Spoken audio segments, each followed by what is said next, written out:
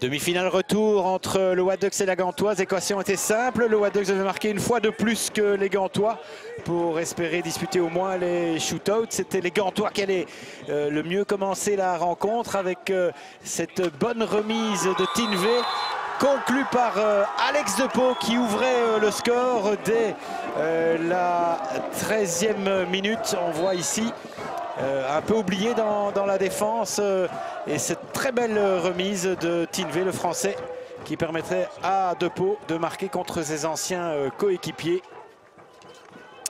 De l'autre côté, c'était Charlet avec Bocard qui servait Willems. Et puis cette première possibilité provoquée par Sidler avec ce kick de Waller. PC donc, Dumont pour le donner.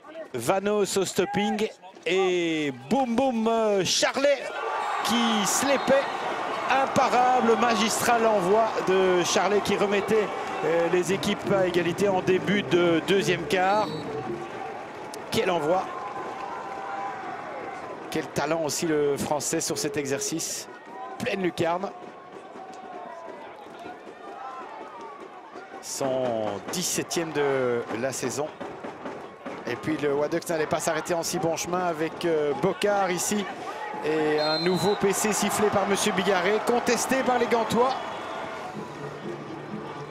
Est-ce que Bocard était déjà passé au-delà de Maxime de plus au moment où cette balle est montée? Toujours est-il que Dumont le donnait.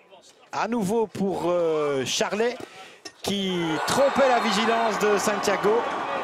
Pas assez ferme dans son arrêt du gant, malgré un PC qui semblait prenable, mais évidemment ça vient très très vite et donc 2-1 pour le Wadux qui recollait au score au total des deux rencontres. Égalité parfaite à la mi-temps avec cet homme Victor Charlet. Et puis de l'autre côté,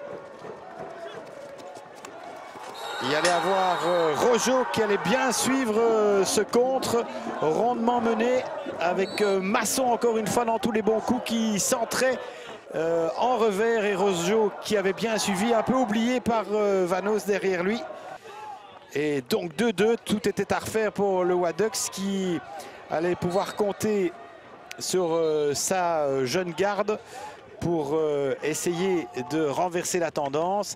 Et notamment ici Wilbers qui faisait 3-2 en fusion en bout portant Santiago sur cette balle venue des 23 mètres de Pelsener. Et on voit la belle déviation de Wilbers, quelque peu esselé dans le cercle. Le Wadux allait continuer sa marche en avant avec notamment Willems qui sent très bien, avec à nouveau Wilbers à la réception pour le 4-2. D'un magnifique geste technique, vous voyez le centre-tir et Wilbers là qu'on voit mieux d'un autre angle encore, regardez ici sa déviation subtile pour tromper Santiago. De l'autre côté, c'était sur PC que la Gantoise allait revenir dans le match grâce à Pepinskine au début du 4e quart. Que les Gantois allaient prendre à leur compte cette balle qui allait être déviée finalement.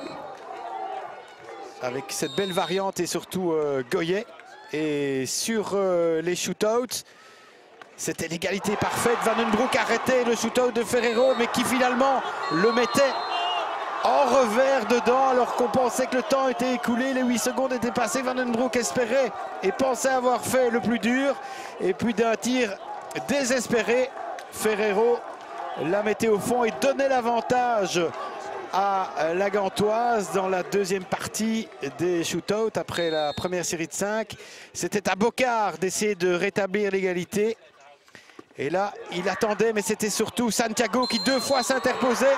Et le temps imparti était écoulé. La Gantoise filait directement en finale pour la première fois de son histoire, avec son gardien qui allait vers le COP pour cette qualification historique.